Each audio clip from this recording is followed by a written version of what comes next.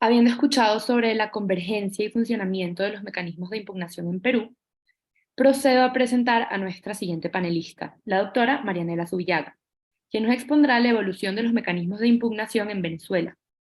La doctora Zubillaga es actualmente socia de la reconocida firma Baumeister y Breuer, abogados en Venezuela. Cuenta con más de 30 años de experiencia en el área de derecho corporativo, regulación económica, derecho de la competencia y derecho comunitario. Adicionalmente, es profesora de la Universidad Católica Andrés Bello. Doctora Zubillaga, muchas gracias por estar aquí. Tiene la palabra. Gracias, María Gracia. Voy a compartir una lámina.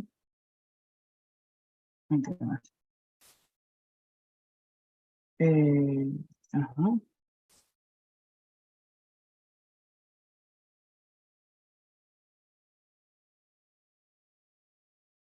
Ya, perdón. Vale, perfecto. Bueno, mi charla también se refiere a cuáles son los mecanismos que tenemos en Venezuela para impugnar las decisiones de asamblea, ¿no? Y para comenzar con la explicación tenemos que partir de diciendo que el Código de Comercio, que es el que regula la materia, es de larga data, siendo la última reforma de 1955. Y ese articulado contiene una sola norma que de manera expresa regula el mecanismo particular y expedito para la impugnación de este tipo de decisiones. Entonces, precisamente, como vamos a ver a continuación, la norma, vamos a ver que tiene un carácter tan especial y tan particular que lo que ha ocurrido aquí es que esa norma se ha visto complementada con una y ampliada por la jurisprudencia, pues a través de una evolución por parte del Tribunal Supremo de Justicia de larga data. Entonces, para entender cuáles son las vías que tenemos hoy en día que tienen los accionistas para atacar las decisiones, comenzamos por ver la norma contenida en el artículo 290 del Código de Comercio. Entonces, de su lectura vemos primero que se refiere a decisiones, lo dice el artículo, manifiestamente contrarias a los estatutos o a la ley.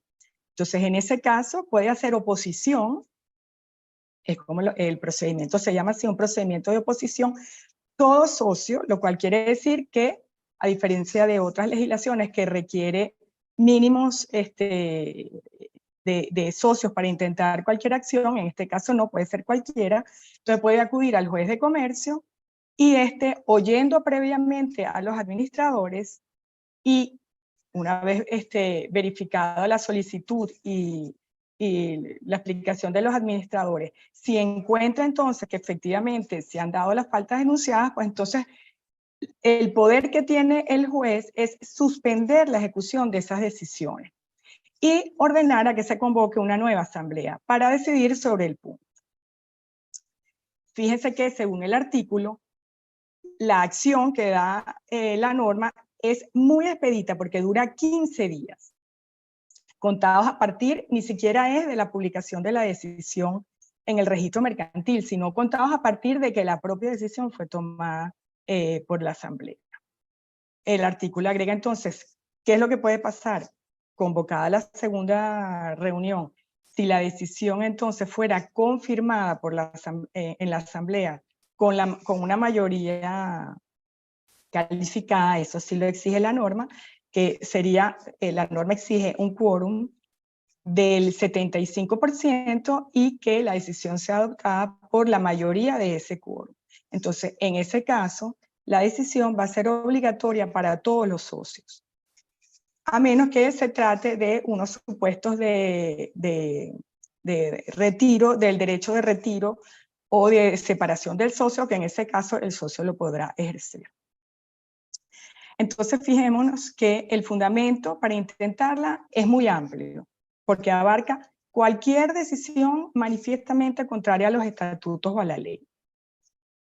El artículo ha dicho también de una manera pacífica la jurisprudencia, no es de naturaleza contenciosa, sino que es de la jurisdicción voluntaria y por tal motivo no tiene carácter de cosa juzgada y su finalidad, y esto es aquí muy importante, no es obtener la nulidad de la asamblea, sino, como vimos, es suspender la ejecución o suspender sus efectos temporalmente hasta que sea revisada en una segunda oportunidad.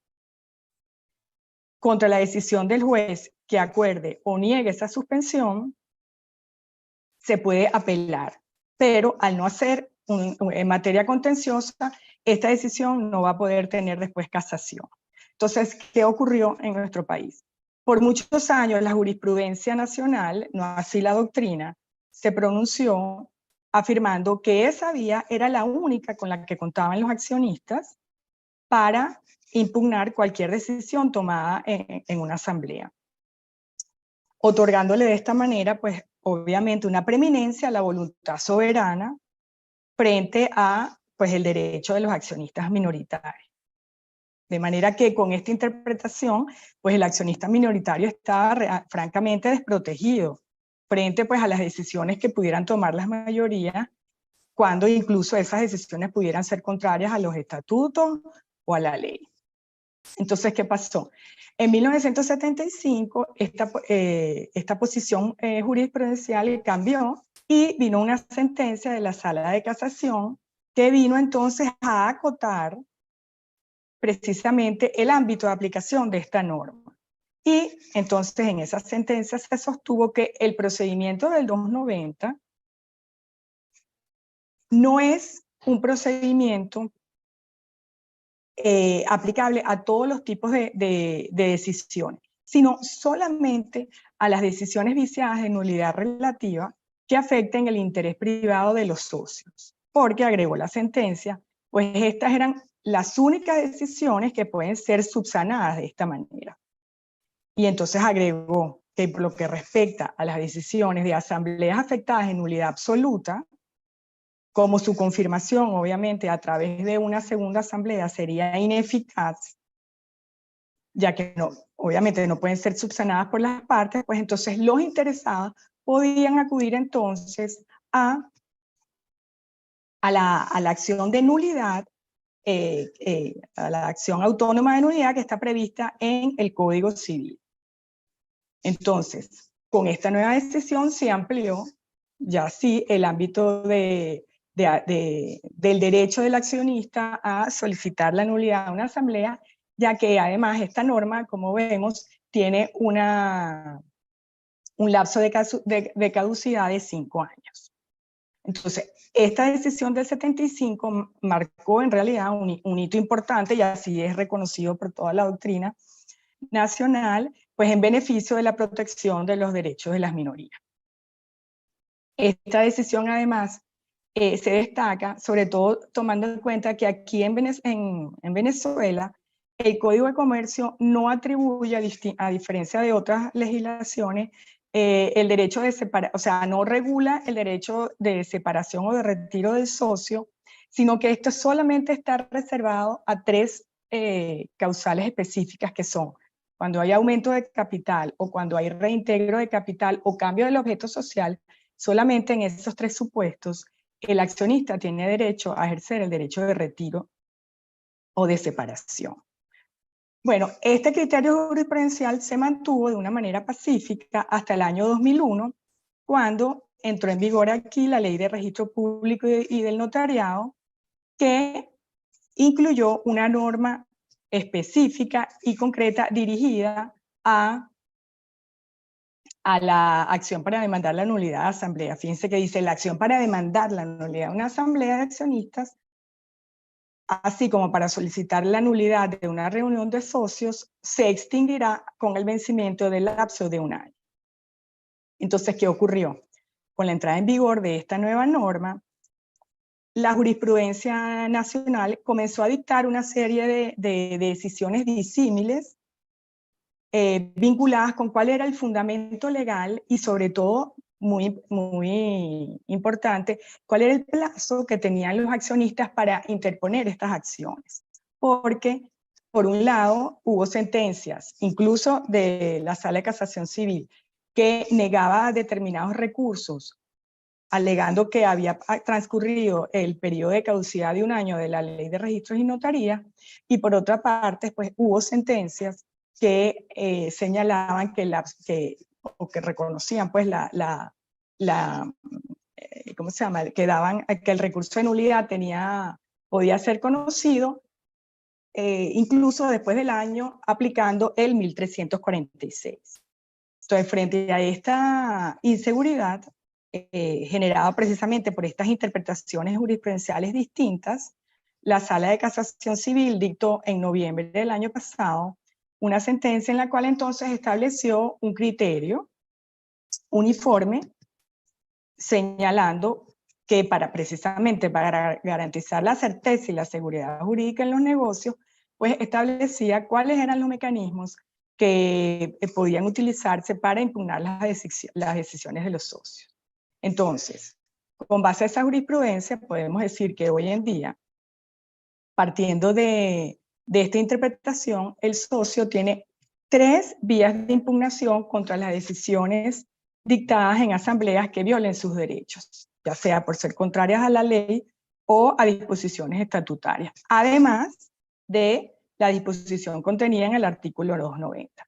Entonces, ¿cuáles son, viendo ya de manera resumida estas acciones? En primer lugar, tenemos que cuando haya decisiones viciadas en nulidad absoluta, y la sentencia lo dice expresamente, que versen sobre un objeto o causa ilícita, en ese caso, esas acciones serán imprescriptibles.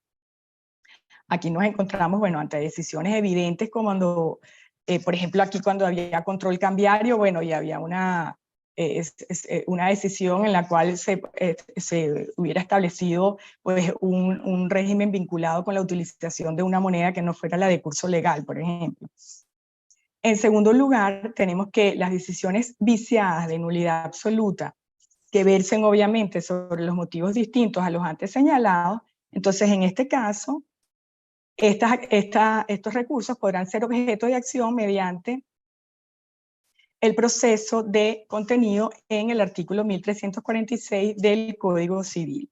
Por lo tanto, el lapso de caducidad en este caso será de 5 años y en este caso pues se podrán atacar decisiones en que se haya incurrido en vicios, tanto en el proceso de formación de la voluntad social como en el contenido y por supuesto siempre que no sean convalidables. O sea, nos estamos refiriendo a actos que estén viciados en nulidad absoluta. En este caso, la jurisprudencia ha señalado que el juicio es contencioso, se ventilará de conformidad con el procedimiento del juicio ordinario establecido en el Código de Procedimiento Civil, y en cuanto a la legitimación, para intentarla, pues esta recae sobre los accionistas o subcausavientes, y la legitimación pasiva recae sobre la sociedad. Aquí sí es relevante, por ejemplo, han habido sentencias en las cuales no se ha declarado inadmisible cuando han sido intentadas por terceros ajenos a la sociedad. Y por último, aquellas decisiones viciadas en nulidad relativa, entonces la sentencia establece que en ese caso la acción de nulidad es la contemplada en la Ley de Registros Públicos y Notaría, que establece, como ya señalamos, una caducidad de 1 año, contada a partir de la fecha de publicación del acta. Esta acción, al igual que la anterior, pues tiene carácter contencioso y también se ventila de conformidad con el procedimiento ordinario. La legitimación activa también le corresponde a cualquier accionista y la pasiva a la sociedad. Entonces, visto este análisis, nos pudiéramos preguntar hoy en día, ¿cuál sería entonces la relevancia que tiene el artículo 290, dado que tenemos todo este abanico de posibilidades? Bueno, aquí podemos afirmar entonces que lo que sí está claro es que el artículo 290 brinda un mecanismo expedito y rápido para atacar una decisión en un momento determinado. Es decir, se erige como un mecanismo de presión para lograr una reconsideración de una decisión en un momento dado.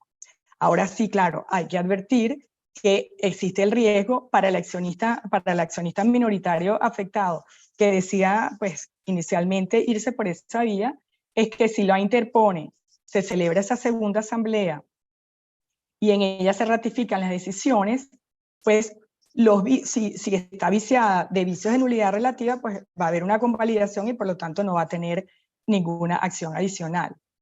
A diferencia de si, no obstante la ratificación, pues hay vicios de nulidad absoluta, en ese caso igualmente el accionista podrá acudir a la acción ordinaria de nulidad señalada. De manera que podemos concluir diciendo que hoy en día en Venezuela, pues, el accionista minoritario cuenta con un sistema de protección amplio que brinda distintas alternativas para impugnar las decisiones que atenten contra los estatutos o la ley. Y que el 290, pues incluso hoy en día, se erige como una vía expedita para poder atacar ciertas decisiones, pero ya con todo este abanico de posibilidades, digamos que ya dejó de ser una amenaza para el accionista minoritario que inicialmente pues, se encontraba desprotegido frente a esta acción que era la única reconocida por la jurisprudencia. Así que muchas gracias. Buenas tardes. Muchísimas gracias, Marianela. En este caso, habiendo escuchado la exposición de cómo son los mecanismos de impugnación en Venezuela y habiendo escuchado cómo son los mecanismos de impugnación en Perú, me gustaría hacer una pregunta a los dos últimos expositores sobre la existencia de mecanismos de impugnación que coexisten al mismo tiempo. El doctor Martinot nos explica en su exposición que actualmente en Perú se pueden controvertir las decisiones por dos mecanismos, ya sea por nulidad o por impugnación. Al mismo tiempo, en el caso de Venezuela existen 4 vías diferentes para controvertir las decisiones de asamblea de accionistas. En su opinión, tomando en cuenta que la convergencia de todos estos mecanismos para supuestos de derecho muy similares puede generar cierto nivel de inseguridad jurídica, ¿consideran que existe alguna justificación para la coexistencia de estos múltiples mecanismos de impugnación? ¿O por el contrario, valdría la pena unificarlos en aras de lograr una mayor claridad y eficiencia en su aplicación?